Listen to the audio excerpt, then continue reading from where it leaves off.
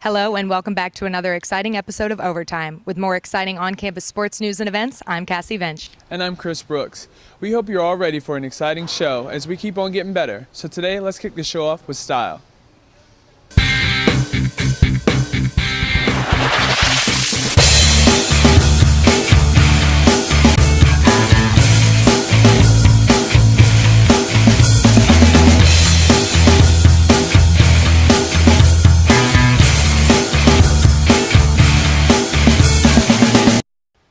As always, we want to start our show with our 3 cheers segment.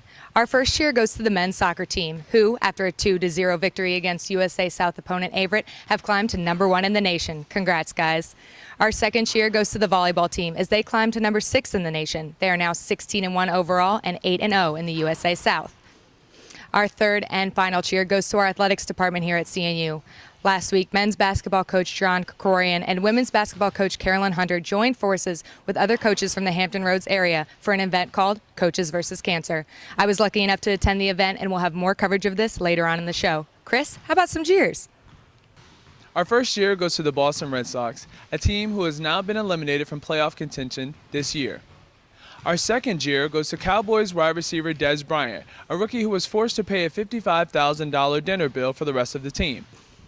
And our third and final cheer goes to Lakers center Andrew Bynum, who will be out until late November after having knee surgery before this month's training camp.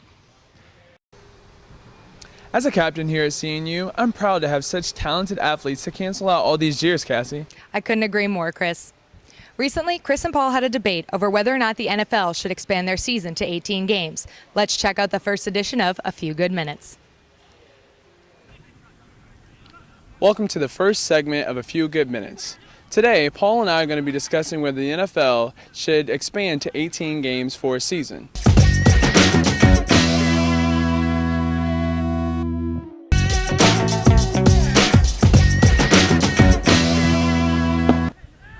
Expanding the NFL season to 18 games benefits everybody. The fans get to see more football. The teams, the owners, and the organizations themselves get more revenue from TV contracts and sponsorships. And of course, that money eventually goes to the players' long-term contracts. Plus, I think a lot of players would appreciate not having to play those extra 2 preseason games. Moving to an 18-game season is definitely a bad move for the NFL. For one, we have players who already suffer enough injuries through a 16-game regular season. Asking them to go to 18 is going to take more from them mentally and physically. That's not even including scheduling as far as when other teams are going to have division games. We're going to have to completely switch around how the referees play and also how players and fans are going to be able to interact through another month, basically, of regular season football. In this economy, it doesn't matter how big an industry is, it's struggling. Pro football is a business, and this expansion of the season gives the National Football League more cushion in this fall that all businesses are experiencing. Also, with a collective bargaining agreement upcoming after the conclusion of this season, the addition of these 2 games ensures greater financial stability and more balance among all 32 NFL teams. In the words of New England Patriots owner Robert Kraft, it's a win-win all around. Basically, if you're at an 18-game season, we're looking at a Super Bowl that's going to be around March. And I don't know about you, but I'm a big fan of March Madness. College basketball, NBA playoffs start soon, and also the hockey playoffs within the NHL. I definitely believe that having the Super Bowl in March is definitely going to take away from the attention of the other sports. And as a fan, I equally want to be able to divide my attention between all sports. Well, I'm pretty sure I won that debate, but I'm sure I'm a little biased. Recently, I hit the streets to find out what sporting events students on campus were most excited to see this semester. Let's find out in today's edition of Foul Territory.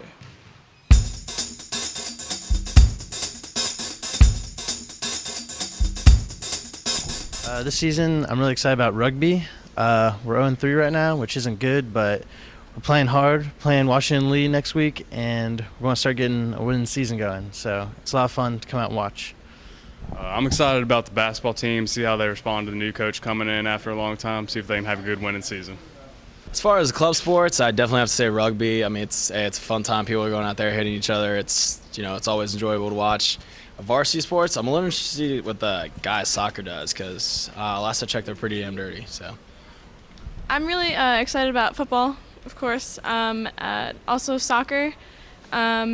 And basketball, I know I have Chelsea Swears. She went to my school, so I'm excited to see her play. Definitely football, because my sister, when she went to high school, or college actually, she went to Virginia Tech, and like I went to some of their games and like their spirit and stuff, so I really enjoy the spirit that CNU has, so yeah. While Chris was out on campus getting your opinions, I was at an event called Coaches vs. Cancer. Let's see how this fantastic event helped to raise money for the American Cancer Society. Last week, collegiate coaches from the Hampton Roads area played on the same team in the fight against cancer. Coaches from CNU, ODU, William & Mary, Norfolk State, Virginia Wesleyan, and Hampton University joined together at the Ted Constant Convocation Center in Norfolk for the Coaches vs. Cancer tip-off breakfast. The event featured a live and silent auction with items such as a Donovan McNabb signed football, basketball signed by all the collegiate players and coaches, and even packages for a day with the Monarchs, where the winner gets to spend a day with the ODU basketball team, a live auction item that sold for $450. This is a great event that all 6 programs, men's and women's, in the Hampton Roads area can be a part of. You know, as coaches, it's not just about winning basketball games, but having the opportunity to give back to a cause like this is really what it's all about. And, you know, the fact that we can hopefully make just a small dent in this huge societal issue is rewarding. We have Coaches versus Cancer events throughout the country. This is the only one that I'm aware of where all of the area's coaches have joined together in the fight against cancer. There's not a single one of us that hasn't been touched by cancer. And I mean, to me, this is a very important organization, a very important event. And we're just going to get it off the ground this year. But I mean, as it grows in years ahead, you know, we're hoping to have 400 or 500 people come to breakfast. To make an impact in the community, you don't have to be a coach. But we are all on the same team here at Christopher Newport University in this fight against cancer. Hopefully next year the event will be even bigger and better than ever. I couldn't agree more with you, Cassie. We are all pleased to announce the first ever segment of Cody's Corner, where Cody Lloyd will give us the rundown of the best CNU games of the past 2 weeks. Cody, what you got for us?